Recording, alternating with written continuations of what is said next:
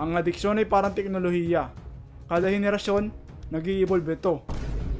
Kahit anong gawin mo para makamove on sa isang bisyo ay babalik at babalik ka pa rin dito. Pero sa makabagong anyo, halimbawa na lang ay tumigil kang magsigarilyo.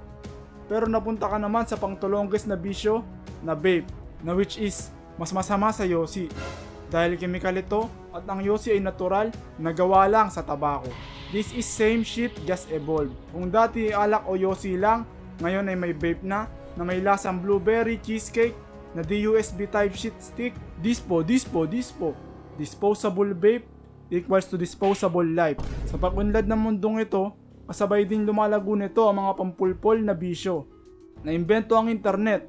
Boom, nagkaroon ng maraming oportunidad ang mga tao. Pero ginamit din ang internet upang palawakin ang iba't ibang klase ng bisyo. Sa aking pagsasaliksik at sa aking pag-iisip, na ang apat na pangunahing bisyo ng Pilipino ay pwede na rin tawagin na The Four Horsemen of Addiction. At sa video na ito ay tatalakayin natin ito. Number 1, pagjajakul o lust. Simulan na rin sa pinakahalatang bisyo ng tao, especially ng mga Pilipino, ang pagjajakul. Noong araw, VHS tape at playbook o comics book lang ang meron. Pero ngayon, sa isang scroll mo lang, may thirst trap agad. Halos lahat ng tao, mapababae man o lalaki, ay nasa ari na ang utak. Dahil sa ngayon ay ninonormalize na ng mga Pinoy ang panonood ng corn, soft corn o thirst trap at paglululo. Dahil uso kung dati ay tinatago pa, ngayon ay normal na lang yan. May matandang kasabihan na kung gusto mong sirain o wasakin ang bansang kalaban mo nang walang gamit ng dahas at digmaan, ay gamitin mo ang sexual pleasure ng mga kabataan upang mawasak mo ang mga bagong henerasyon ng kabataan ng bansang kalaban mo. Nang sa ganon ay madali mo silang matatalo. Ganyan din ang ginagawa ng China sa buong mundo. Gamit ang black app na ginagamit mo panonood ng thirst trap video. Number 2, drugs, escape. Pag nabanggit ang salitang adiksyon, automatic, drugs ang papasok sa isip mo.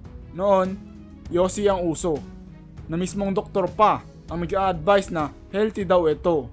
Na dito pa nga sa Pilipinas, ay nagkaroon pa ng tinatawag na Marlboro Tour sa sport na cycling o sa pagbibisikleta.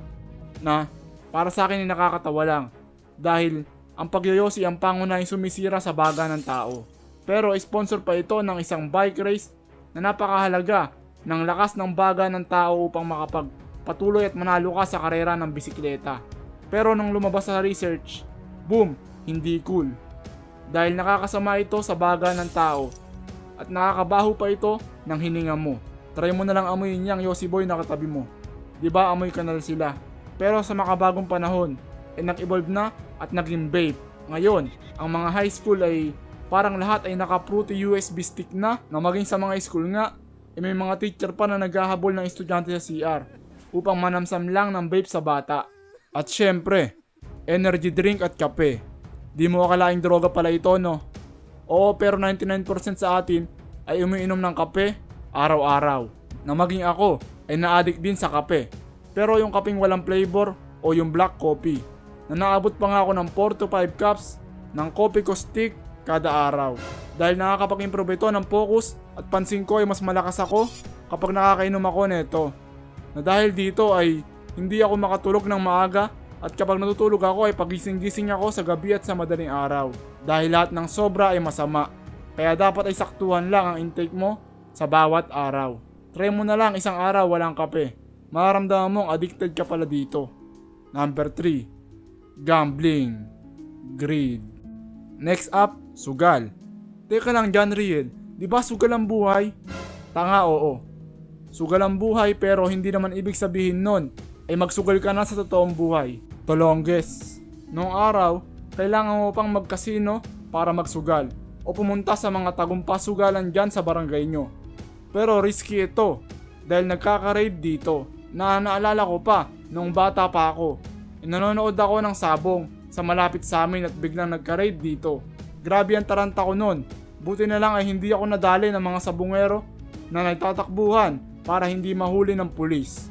Pero ngayon, isang pindot lang sa cellphone, goodbye sweldo na agad.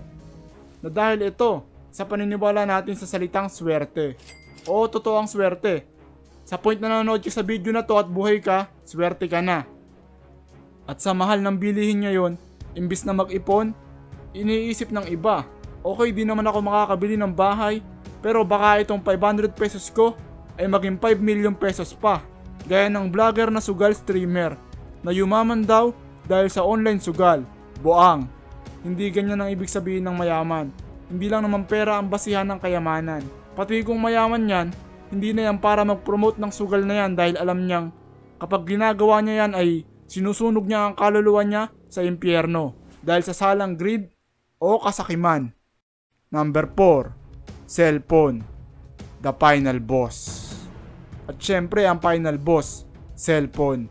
Ito ang dahilan sa 4 horseman of addiction. Dahil dito easy access na lang ang lahat. Corn, junk food, video games, drugs o vape o droga yan, tanga. At iba pa. Isang pindot lang, makakapagpa-ship ka na ng mga bisyo mo sa online shop. At portal din ito sa mga corn video na makakasira ng buhay ng tao. Pansinin mo na lang sa araw-araw, hindi mo mabitawan yung cellphone mo. Lahat ng kilos mo ay nakadepende sa cellphone mo. Mindless scrolling, issue dito, issue doon, flood control, etc. Lahat ito ay binababa ang emosyon mo na nagiging dahilan kaya nagiging stock up ka dyan sa sitwasyon mo ngayon. Kailangan mo matutunang gamitin ang cellphone mo sa makabuluhang bagay gaya na lang ng negosyo o pagbuo ng personal brand, etc.